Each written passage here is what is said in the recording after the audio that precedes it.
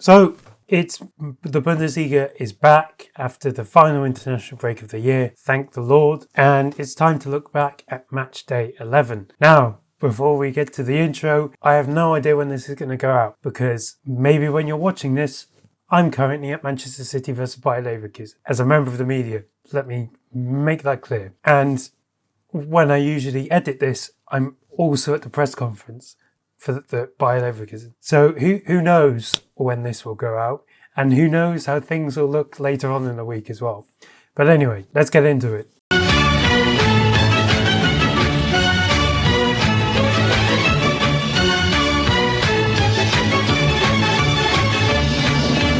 To open the match day, it was Mainz versus Hoffenheim. It ended up finishing 1-1. It was a lot better performance from Mainz, especially considering how tragic they've been in recent games. Their tragedy was best shown with the goal they conceded when it was a header from Hansje Olsen. But the big news about this game is Dominic Kor. So a while back I highlighted that, Kor could become like a legend in the Bundesliga in his own right. And he did it. He got sent off for the 9th time in his Bundesliga career, which makes him who has been sent off the most in the history of the league. While he's Transfermarkt, it has a points ranking. He's now only 3 points behind Stefan Effenberg as being the dirtiest player in the history of the league, statistically. And the way he's going, he will overtake that eventually.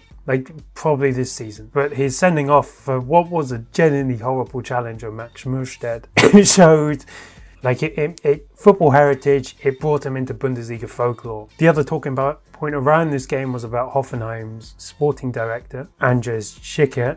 He's staying at the club now. Wolfsburg were in negotiations with him, but they ended up keeping him. Hoffenheim did. He joined them last season, just over a year ago, from Sturm Graz. It was obviously when what seemed like every single member of the Sturm Graz staff moved to Hoffenheim. And he has actually made some smart signings during his short spell at the club.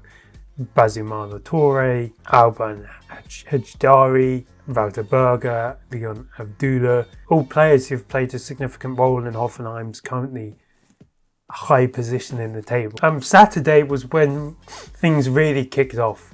Bayern versus Freiburg. Bayern actually went 2-0 down in this game. Both were from corners. And you thought, okay, against Union Berlin, just before the international break, Bayern struggled again with corners. And you think, okay, they may have found their kryptonite here. Especially because they're playing against Arsenal, who are a team very good on corners. And it looked like they were going to lose their first game of the season. Michael Olise then produced a masterclass with 2 goals and 3 assists, as well as Lennart Karl also scoring and getting an assist. They basically, both of them, hauled Bayern back into the game, and then Olise just took them to the win. And I think this is statistically, obviously, one of Olise's best performances with Bayern in his just over nearly 18 months at the club. Also Freiburg, they just collapsed. As soon as Bayern scored the first goal, you kind of knew what was going to happen here. You kind of thought, okay, Bayern are going to come back into it and are going to win. Especially when Borussia Dortmund were winning their game. If you know how the laws of the Bundesliga work, you know that Dortmund can't pick up points while Bayern drop points. And obviously Bayern managed to turn the tie around. And they do have an easier fixture next week against St. Pauli, who we'll get to. But obviously the game against Arsenal was a big one. This is Bayern put in a very strong performance against PSG, and now this is going to be a completely different game. But if they can win this one, then Bayern are undisputed the best team in Europe at the moment. And then obviously they have to back it up and actually win the Champions League. Speaking of Dortmund, it was another late collapse from them, obviously just before the international break. They conceded in the 97th minute to draw 1-1 with Hamburg. This time they were 2-0 up, threw away the 2-goal lead, went 3-2 up with a late winner, and then drew 3-3. Again, it shows that there's more problems, and Kovác's football is stale. And as has been said countless of times by plenty of people, this football was brought in to avoid these problems. But these problems have been ever present in recent weeks. And I think this just shows you how structurally crap Dortmund actually are. I mean, obviously you can see that with the fact that Hans-Joachim Watzke is now president of the club as well. But this is a team that has no mentality at all to actually win things. I mean, there's people growing up now who don't know Dortmund for winning things or winning the league, because that was 15 years ago, nearly 15 years ago. One of the big talking points in this game was Karim Adeyemi, who scored what everyone thought was the late winner. And he did this talking celebration because he liked to indulge in mystery boxes. But who knew in those mystery boxes you could end up with brass knuckles and a taser. And that got him in some trouble. And with a hefty fine of more than what plenty of people were making 5 years. And obviously that's now, a lot of problems off the pitch could now affect what happens on the pitch for Adeyemi. But someone who is back to their best is Deniz Undav. Since he's returned from injury, he's literally just hit the ground running. I mean, he scored a hat-trick in this game, showing his striking capabilities. There was questions whether he was a 9.5, a bit like Voltemata, just smaller. But he showed real striker's instincts for most of these for all three. And since returning from his injury, he scored 6 goals, I think. And if you're Julian Nagelsmann, you now have a massive headache on your hands. Who's your striker? Voltemata, Undav, Burkhardt, and then you've got the likes of Havertz and Kleindienst who have returned or are returning from injury. You're going to really struggle to choose your starting 11 or your striking options next summer. And I think if Undav continues this form, then definitely he is in contention. But for Stuttgart as well, this was a performance where in the first half they weren't actually that good, but they were able to turn it around, be the better side. And obviously, this time last year, this same game happens and Stuttgart go 2-0 down, they probably can't fight back and make it 3-3. So I think this is another step in the right direction for Sebastian Hoeneß and his side. And I think, in fact, Dortmund and Stuttgart are hitting a crossroads, or they've hit a meeting point between one another with this performance. Another team that's on the ascendancy is Borussia Mönchengladbach. They beat Heidenheim 3-0. 3 wins in a row. They are the form team in the Bundesliga due to the fact that they have won the most games in a row. They have the biggest winning streak, 3 games, and things continue to get better. I mean, Polanski last week signed a new contract to make him the permanent head coach. Obviously, Polanski's football isn't the best looking, and it's not likely a fluid attacking football you would like to see Gladbach play. It's clearly effective and it's working. And with the situation Gladbach found themselves in at the beginning of the season, it's kind of what you needed. And they have that now. An effective style of play that's working, and they're now 12th. And they actually, next week, they play Leipzig, which is their first big test under Polanski. Who are actually second if you count Leverkusen. And if they win that, which is a big ask, they can overtake surprise of the season Cologne, which says a lot. The other big story from this game was Tim Kleindienst made his return from injury after 6 months. But now there's a problem for Polanski, because Haris Tabakovic is in, you could probably say, the form of his life at the moment. And it's Harry Kane, Burkhardt and then Tabakovic for top goal scorers in the league. So you really have to question, okay, do I keep Tabakovic in? Kleindienst is Gladbach's best player. Do I bench Tabakovic for Kleindienst, who's still building up fitness? Or the solution is to try and find a way for both of them to play. Because luckily, despite Kleindienst being 6'5", he's got a completely different player to Tabakovic. And there may be a world, and maybe an effective one as well, where similar to how Stuttgart in 23-24 found a way for Guirassy and Undav to play together, there could be a world where Tabakovic and Kleindienst could play together. But that's for Polanski to figure out, and it looks like a tough challenge to be able to do that and get the best out of both of them at the moment. For Heidenheim, they're going to get relegated. They just simply cannot keep up with the times at the moment. Leverkusen beat Wolfsburg 3-1. They got the job done early. It was 3-0 at half-time. Hoffmann, Tabsoba, Tillman all scoring. Hoffmann has had a bit of revival under Hoymund. A lot was invested into the attack due to a lot being lost, but Hoffmann has somehow came out of this, despite it looking like he was most likely needing to leave. Obviously, it helps that like it's quite a specialised position behind the striker, and it also helps that there's not many people that can actually play in, like, that are specialised to play in that position at Leverkusen. I mean, the players who are more fit for that position, Marza, Ben Seguir, Tillman, and then there's Hoffman as well, and Claudio Echeverri as well, who could be recalled. But Marza's been used in centre midfield, and Ben Seguir hasn't looked at his best, and Tillman's still finding his feet as well. And so naturally, Hoffman has used the opportunity to step up and now looks to have a Leverkusen future again. After last season, it looked like despite him playing a key role in them winning the title, would have been outcasted within a year. In the second half, Leverkusen did have to rely on Mark Flecken a bit to make several key saves to keep out Wolfsburg. They did it. Wolfsburg as well did look a lot better in the second half. But the damage was already done in the first half. They're still on the lookout for a head coach, and as I mentioned earlier, they're still on the lookout for the sporting director as well.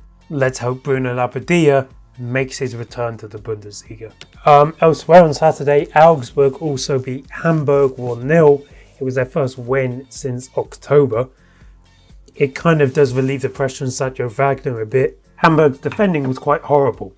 For most, like Hamburg had the better chances, but they're also a lot worse in defence, which at the end of the day was part of their downfall. I think if in the situation that they find themselves in, whether it is trying to avoid relegation, like, you know, you need to win these games against like your rivals around you, like Augsburg, for example. Because Hamburg now actually haven't won a game since they beat Heidenheim, which it's not that big of an achievement as people may think. Later on Saturday, Frankfurt beat Cologne 4-3. I think the score is a bit unjust. Frankfurt were leading 4-1 until like the 90th minute, and then they kind of like wobbled a bit. Now, I think Frankfurt, in the early stages of this game, it looked like they'd done a complete 180. They'd gone from being gung-ho and so loose at the back to being like tight defensively, but having no idea what to do in attack. It looked like that for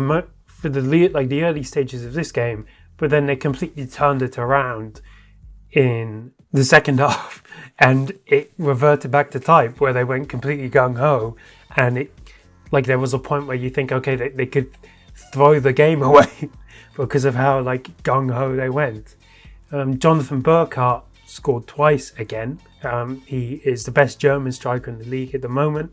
And again, like as I've said before, he should be going to the World Cup next summer because he offers something completely different to Woltemade and something that Germany may need going forward. He can... Mahmoud Dahoud also has experienced a bit of a revival, as like the inconsistency in Frankfurt's midfield has meant Topmöller has had to experiment, and Dahoud has been able to regain his place in the team after it looked like he was going to leave in the winter, because obviously Frankfurt were going with Topmöller, or Frankfurt were going with Chaibi and Larsen as their midfield duo, which has no defensive mindedness to it at all. So Dahoud has kind of like managed to like plug that gap, and he even managed to score in this game, and you saw what it meant to him and like the likes of Chaibi as well, who celebrated with him once he scored. But Cologne have kind of hit a buffer in recent weeks. You know, they're now on the verge of being overtaken by dog shit Gladbach. But like as I've said, the benefit of the doubt, they've won the games they've needed to win. But against the bigger teams, they have struggled. I mean, in the last 5 games, they've played Augsburg, Dortmund, Hamburg, Gladbach and Frankfurt, and they've only won one of those games. And that was against Hamburg. Well, the bigger games against the bigger teams, and in the derby, they've lost and kind of collapsed in a way.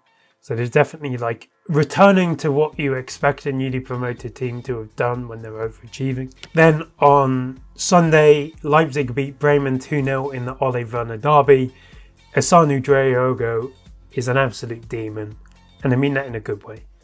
He's had a great week. He scored in his Germany debut. He is a future star for Germany, and then he scored on Sunday as well.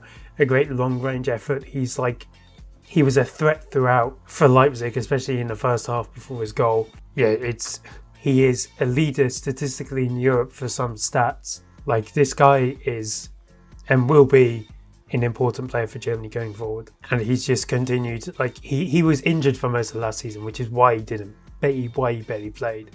But like, it's impressive that he barely played last season and then he's performing like this now. I mean, last season he made 5 appearances for Leipzig, but now he's just on a tear. 3 goals, 3 assists, 11 games, and he's only 19. He can only get better as well. For Bremen, it was until Adriago scored, it was a solid performance from them defensively. And I think there's things to take away from this, like positives to take away from this loss. Because at the end of it, they did lose to one of the better teams in the league. So I think there's nothing to take away from it. Because they definitely covered themselves in glory as well. The final game of the week was St. Pauli versus Union, and Union won this 1-0. Things continue to go badly for St. Pauli. They're 8 games without a win. They play Bayern Munich next. And despite starting the season so strongly, they just can't get themselves out of this hole, which is getting deeper and deeper and deeper. And it kind of makes you think now, like, will Blessing have to go to get them out of this hole? Or can he turn it around? Because, like, so far, like, St. Pauli started great, but, like, for some reason, they just have not been able to perform. Like, the form that they showed in the early stages of the season, they should be winning games like this. But they just can't seem to get out of this hole. Like, Katunji's just stopped scoring, and they're just overall struggling as well. And like the whole Jackson Irvine stuff as well hasn't helped. But also for the benefit of the doubt, they came up against an Union Berlin side who are currently 8th. And that obviously they're way performing above expectations that most people thought, even myself. But yeah, St. Pauli are in trouble. And, you know, they need to like fix this quickly. It could be too late for them by the time they fix it. So the table, Bayern are top, 31 points. Leipzig is 6 points behind on second. Leverkusen are on 23 and third. Dortmund and Stuttgart are tied on 22 points in fourth and fifth. And Frankfurt are 6th on 20. Then the bottom 3 is St. Pauli on 16th with 7 points. Mainz in 17th on 6 points. And Heidenheim in 18th on 5 points. Next week is, as I said, the standard game is actually by Leverkusen versus Borussia Dortmund. It will be one of Kasper Heumann's his second big test after they play Bayern Munich. And seeing how far has he taken this Leverkusen team since he replaced Ten Hag. The other standout game is Gladbach play Leipzig, as I mentioned. Bayern play St. Pauli. Then on Sunday it's Hamburg versus Stuttgart, which should be a good game because 2 big teams. And Frankfurt play Wolfsburg. So let me know what you think about the match day, who's impressed you, who hasn't, what you think. Like, can St. Pauli escape the rut? And just overall, what you thought of it.